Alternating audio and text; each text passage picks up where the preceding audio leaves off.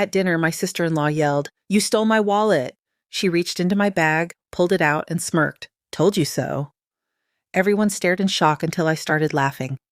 She had no idea what she'd just exposed. I am Gabriella, 32 years old, a graphic designer carving out my life in the windy streets of Chicago, where the skyline pierces the clouds like jagged dreams, and the lake's relentless waves mirror the turmoil I've endured for far too long. My sister-in-law, Vanessa, has made it her twisted mission to erode my spirit at every family gathering, chipping away with her venomous words until I felt like a shadow in my own home. But last Sunday, at my parents' 40th anniversary dinner, a milestone of love and endurance that should have been sacred, she crossed a line that shattered the fragile peace we'd all pretended to maintain. She stood up in that elegant, private room, her finger jabbing toward me like a dagger, and screamed that I had stolen her wallet. The faces around that long table, etched with shock and dawning realization when the truth finally unraveled, were priceless in their raw honesty. And I saw it all coming. Every calculated step, like a storm I'd watched brewing on the horizon for years. Let me take you through it, from the depths of my aching heart, because justice wasn't just served, it was a catharsis that reshaped my soul. To truly grasp the explosion at that dinner, you have to delve into Vanessa's essence. The woman who infiltrated our family 6 years ago when my brother Eric brought her home. From that very first introduction, she positioned herself as the undisputed queen bee, her entitlement radiating like the glare from her diamond-encrusted jewelry. Her father owns a sprawling chain of luxury car dealerships across the Midwest, an empire built on gleaming chrome and inflated egos, and Vanessa grew up in that world of opulence where servants anticipated her whims and peers bowed to her status. She never lets anyone forget it. Her casual mentions of private jets or exclusive clubs are weapons disguised as anecdotes. In those early days, I tried so hard to bridge the gap, my heart full of genuine hope for Eric's happiness. If this was the woman he loved, I was determined to weave her into our tapestry. I invited her to cozy lunches at quaint cafes, suggested shopping excursions through Michigan Avenue's boutiques, even poured my creativity into helping plan their wedding, sketching invitations that captured their supposed fairy tale. But each olive branch was met with subtle sabotage. She'd eye my modest apartment with a pitying smile, asking if my thrift store finds were vintage in that condescending tone. My career as a graphic designer? Cute, she'd say, but not really impactful like Daddy's business or my role in it. Those barbs stung, embedding under my skin, but I swallowed them, forcing warmth into my voice for the sake of family. Family gatherings became my personal gauntlets, arenas where Vanessa's cruelty sharpened.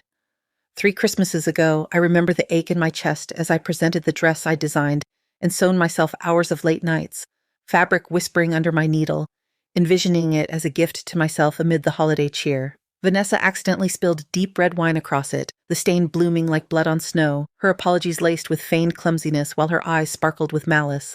Oh, Gabriella, how tragic for your little hobby project. Last Thanksgiving, as plates clattered and laughter should have filled the air, she announced loudly, "It's so brave of you to dine alone again, while the rest of us have partners." The words landed like punches, isolating me in a room full of loved ones. At my niece Lucy's baptism, with the scent of incense and baby powder mingling, she told cousins that my handmade gift was thoughtful, considering what you can afford. Each incident piled on, a mountain of microaggressions I buried deep, my throat tight with unshed tears. I did it for Eric, who seemed oblivious, his eyes blinded by love or denial, and for Lucy, now 4, with her wide innocent eyes and curly hair that bounces when she runs to me for hugs, sweet, untainted Lucy, who deserves a family unbroken by my outbursts. The thought of her navigating divorce whispers or divided loyalties kept me silent, my pride a sacrificial lamb on the altar of harmony. My parents, David and Marie, in their late 60s, have always been the glue holding us together, their love a quiet fortress against life's storms. Dad, a high school principal for 35 years, with his steady gaze and voice that could calm a riot, taught us that forgiveness is the backbone of strength. Mom, a nurse whose hands have soothed countless pains, believes family bonds are sacred, worth any personal cost. They've mediated Vanessa's storms with gentle deflections, changing subjects mid-sentence, separating us into different corners like errant children. Eric, my brother, 2 years my senior, was once my protector, shielding me from schoolyard bullies, teaching me to pedal a bike on sun-dappled sidewalks, confiding in me through teenage heartbreaks that left us both scarred. Post-Vanessa, he drifted, canceling our monthly sibling dinners with flimsy excuses, his laughter rarer. When I'd tentatively broach her cruelty, he'd bristle gabs, "You're too sensitive. She has a different style, you need to try harder." It hurt, That betrayal from my once closest ally, a fracture in our bond I mourned in silent nights. Julia, my younger sister by 3 years, was my lifeline, the rebel with fire in her veins who saw through Vanessa's facade from day one. "You know what your problem is?" she told me once, over coffee that steamed between us like our shared frustration. "You still care what that witch thinks. Stop giving her power." Easier said than done when every event felt like a battlefield, my nerves frayed, anticipating the next strike. Julia bore her own scars, Vanessa's second favorite target, but she shrugged off the jabs with defiant humor, her resilience a beacon I envied. The spark that ignited the inferno began 3 months prior, when my parents announced their 40th anniversary. This ruby milestone demanded grandeur, a celebration of their enduring love. I volunteered eagerly, my designer's eye envisioning perfection at Salvatore's, their first date spot in Chicago's Little Italy, a charming enclave where old-world brick buildings whisper stories, and the air carries garlic and basil like a lover's promise. I poured myself into it, custom menus echoing their 1983 meal, a playlist of songs from their courtship, Sinatra crooning as they danced in memory. I curated a slideshow of faded photos, designed invitations with elegant script, arranged for dearest friends. The joy in planning buoyed me, a counter to Vanessa's shadow. But Vanessa intruded, her interference a virus.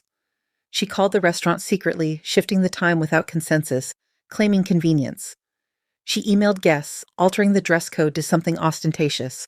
She swapped my thoughtfully chosen cake flavors, mirroring their favorites, for her sophisticated alternative. Confronting her, her wide-eyed innocence, I thought we were collaborating. "Eric said you needed help with upscale events." Eric denied it, but wouldn't rein her in. I adapted, compromising, my exhaustion mounting, but resolve firm for Mom and Dad. The day arrived, Salvatore's glowing under amber chandeliers, walls adorned with sepia Italy, centerpieces of red and white roses blooming like Mom's smile. I arrived early, arranging the memory table, framed photos spanning decades, my hand-illustrated family tree tracing lineages back generations, a labor of love in ink and emotion. Guests trickled in by 7, my parents entered to applause, Mom radiant in navy, eyes sparkling. Dad proud in his altered suit, slimmer now from mindful years. Their joy erased my fatigue. Until Vanessa swept in, 15 minutes late, in a crimson gown too grand, diamonds flashing, Lucy in miniature discomfort, tugging her collar. Traffic was dreadful, Vanessa boomed, air-kissing Mom, and presentation matters at significant events. Her glance at my understated black dress was a silent judgment. Mom frowned briefly but complimented Lucy, ever the peacemaker. Seating was my careful diplomacy, parents central with friends, Eric's trio at one end, Julia and I at the other. But Vanessa rearranged, displacing Helen from Arizona, chaos ensuing. Julia's warning glance held me back. Appetizers brought Vanessa's monologue, her promotion at Daddy's firm, a fabricated role. Rewarding for hard work, she eyed me. Not everyone chooses creative paths. Dad defended Gabriella's branding, a tech startup. Vanessa interrupted with Tesla tales. I managed service, but suspicion stirred when Vanessa freshened up, returning to tuck something, a second wallet, into her handbag furtively, eyes tightening in that plotting tell I'd memorized over years. Chills rippled through me. This was no accident. I held back, sensing a trap, deciding to let it spring on my terms. Her bag positioned between us, reachable from my chair staged. I watched peripherally as she checked it, calculating. For once, I was ahead. Main course tension thickened like the osso buco sauce. Uncle Robert's inheritance query about the Michigan cabin, our generational haven of pine-scented memories, unleashed Vanessa's greed. Eric and I have modernization ideas. We'd invest for Lucy. Implication it should be theirs. My chest tightened. The cabin's rustic soul was its heart. "It's perfect as is," I said lightly. Vanessa sneered, resistant to change, typical. Mom diverted to Julia's promotion, but Vanessa pivoted, graphic design AIs replacing it. Stressful in a dying field? Eyes on me, defensive trap. Human creativity, AI can't touch, I countered calmly. Client growth proof. Barbs continued amid reminiscences, draining me. Needing air, I excused to the patio, stars faint against city glow. Options swirled in Durkee, explode or strategize. Remembering the wallet tuck, I sensed tonight's climax. Giovanni's nod reassured. I'd confided dynamics. He'd promised smoothness. Back to tiramisu, Vanessa's posture shifted, smile sly. Eric tense. Dad's Venice tale mid-flow when Vanessa gasped, "My wallet!" Frenzied search, directing away from her bag. Someone took it, credit cards, Lucy's photos. Eyes darting to me. You left earlier, Gabriella, long time. Accusation veiled. Patio, then cake with Giovanni, I said evenly. Why? Her hush disappears when you're gone. Room shifted, discomfort palpable. Mom stricken, Dad distressed. Julia fuming, my shake stopped her. Are you accusing me? Steady voice. No direct answer. More missing items blamed on me, retroactively earrings, money, gift card. Lies I'd never heard. Eric silent. Humiliation burned, anger pulsed, but calm prevailed, I knew. Vanessa escalated. Check her things. Grabbed my tiny clutch. Too small, Julia snapped. Then her tote, your bag. Pulled the red Prada. Gasp. See? Thief! Mom's hand to mouth, Dad torn. Eric. How could you? Pain from him deepest, 6 years eroded trust. Silence eternal. Then I laughed genuine, absurd hilarity at her elaborate failure. That's your bag, Vanessa. You hid a second wallet earlier, positioned it. Her pallor. I detailed observations, initials compact, sanitizer, notebook. Table murmurs. 6 years studying you. I know your tells. Panic in her voice. Ridiculous. Settlement Giovanni's cameras. Color drained from her. Eric demanded footage.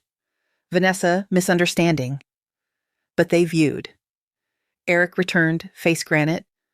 Shows everything you planting, positioning, accusing. Fear in her eyes. Don't. He silenced her explanation. No triumph, only sadness for Eric, Lucy. I apologize to parents. Your night, not this. Mom. We should have seen. Embrace lifted years' weight. Evening subdued. Vanessa rigid, Eric cold. Lucy fussy. Julia walked her. Guests supportive in departures, hugs, apologies, Dad's regret, we failed you. Mom's tears. Eric's patio confession, biggest fool dismissed you. My gentleness believed in love. He can't pretend what else capable. Vanessa emerged, brittle. He sent her home alone. Space. My hand in his enough for tonight. Core family reconnected. Julia's quip lightning. Mom's pride whisper. Drive home weightlifting. Truth's power. Weeks transformed us. Eric guest roomed. Lucy buffered. Vanessa's phases apologies. Minimization. Attorney threats. Footage backfired. Divorce filed. Co-parenting. Lucy's outings mended her ice cream query. Mommy. Bad? Careful words. Her observation of Eric's smiles with me warmed. Parents evolved, Dad's self-blame. Mom's dinners rebuilding openness. Julia's, I told you, laughed off. My therapy with Dr. Torres unpacked gaslighting, rebuilt trust. Friends reconnected, self-care bloomed hikes, pottery, reading. Work soared bold designs, contracts, employee. Sophia's reach out validated patterns. Support group birthed purpose from pain. 1 year reflection, Eric dating, parents lighter, Julia advancing. Lessons patience, truth's timing, self-preservation in voice. Vanessa at Lucy's 5th nods, no words. Reclaimed power. Growth from wounds, authentic strength.